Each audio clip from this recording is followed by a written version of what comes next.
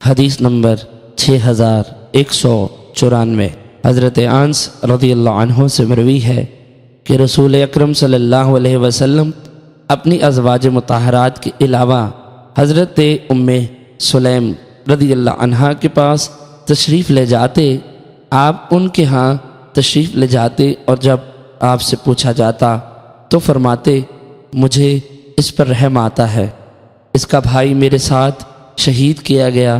Note: ام سلیم اور حضرت ام حرام دونوں حضور علیہ السلام کی رضائی خالہ تھی۔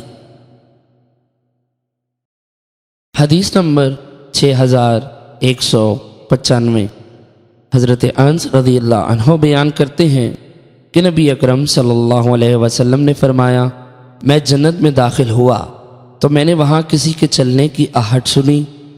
میں نے پوچھا کون ہے؟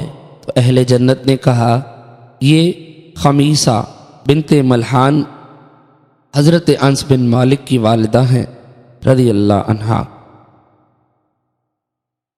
حدیث نمبر 6196 حضرت جابر بن عبداللہ رضی اللہ عنہ سے مروی ہے، رسول اکرم صلی اللہ علیہ وسلم نے فرمایا، مجھے جنت دکھائی گئی تو میں نے حضرت ابو طلحہ رضی اللہ عنہ کی بیوی کو دیکھا، پھر اپنے آگے آہٹ سنی تو دیکھا کہ وہ حضرت بلال رضی اللہ عنہ ہیں۔